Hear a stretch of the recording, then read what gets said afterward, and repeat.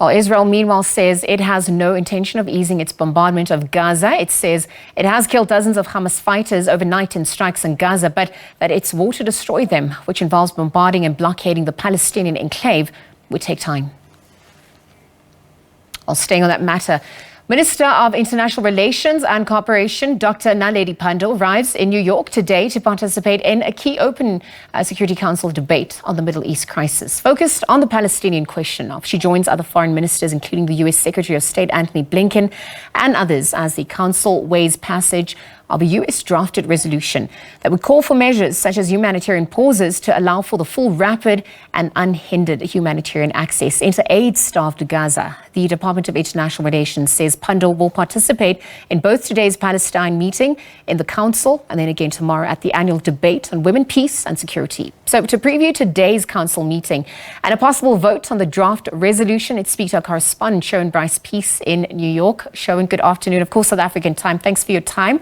At this point, given dynamics unfolding, a key ministerial debate in the Council, perhaps you could give us a sense of who will be there and really what we can expect as a possible outcome.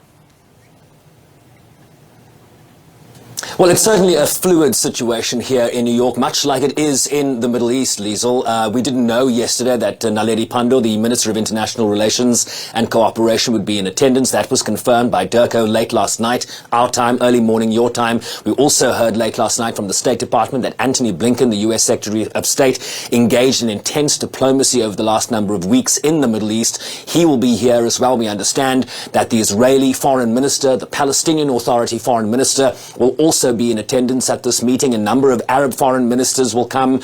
We also understand that the Secretary General himself, Antonio Guterres, will brief about the current situation and what might he say, right? He's been calling for a humanitarian ceasefire. The current resolution talks about a humanitarian pause. We expect the Secretary General to press for that humanitarian ceasefire, echoing his statements at the Cairo Peace Summit over the weekend. There will also be a briefing by Tor Vennesland. Tor Vennesland is the Middle East coordinator for Middle East peace, so he will be able to give a bird's eye view of developments on the ground and the risks that are at play here, particularly when you think about Israel's determination to engage in a ground offensive.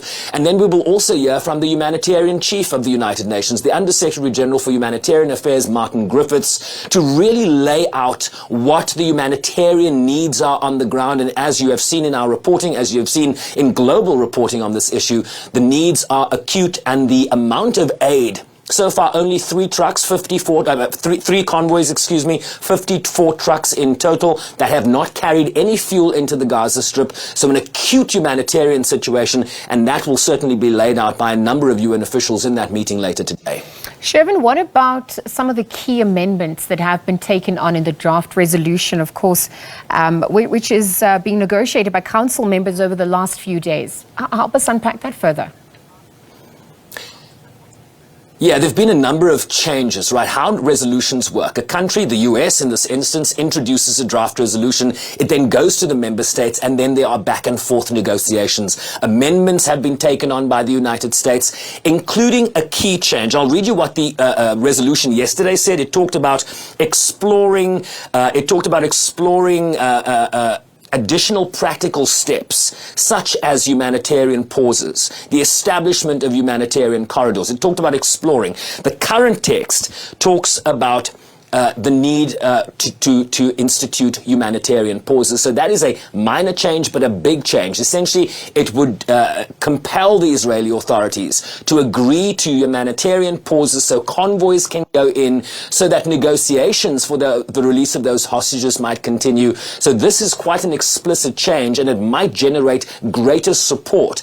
Right? Yesterday we talked about the lack of widespread support for the US draft. This might bring a few more countries on board. We are not yet clear, Liesl, when this vote will be put, this resolution will be put to a vote. We understand that this meeting might take first place and then a vote possibly later this afternoon, but it's a very fluid situation. Once we get clarity, we'll certainly share that information with you. But the big change here is a call for humanitarian pauses, which is not something we had explicitly stated in the previous draft a few days ago. Speaking of changes, there have also been some interesting developments out of Washington overnight. I mean, we saw President Biden stating that hostages should first be released before there could be talks of a humanitarian ceasefire in Gaza. Whilst the U.S. has also cautioned Israel against a ground invasion of Gaza at this time to give more time for hostage negotiations. Help us unpack that further. Yeah, I mean, there's a great sense, certainly in Washington quarters, that diplomacy, particularly using the Qataris and their close relationship with Hamas in Gaza, as you were correctly pointing out, 4 hostages so far have been released, 2 American citizens, 2 Israeli citizens, and so there's a sense that they need to capitalize on the goodwill that they're receiving from Hamas in this sense, and that a ground invasion at this time might hamper the release of further hostages. There are over 200 hostages. We've only had 4 released. So this is an acute situation where they feel a ground offensive right now by the Israelis might be counterproductive. They've also called for a pause in terms of that ground offensive so as to allow for more humanitarian access into Gaza. As we've mentioned, only 54 trucks have gone in so far. And so they see a window of opportunity here to get more aid in, the U.S. recognizing that the Palestinians are in a dire situation. Not all the Palestinians in Gaza are members of Hamas, and so their needs are certainly something the United States will emphasize. But it's a fine line that the United States is treading here between Israel's right to self-defense, which they've sought to affirm certainly in this resolution, but also the needs of Palestinians on the ground, Liesl. Sherwin, let's leave that conversation there. Thank you for your time. Of course, previewing today's council meeting as well as a possible vote on the draft resolution. Sherwin Bryce-Pease is our correspondent in New York, bringing us the latest there.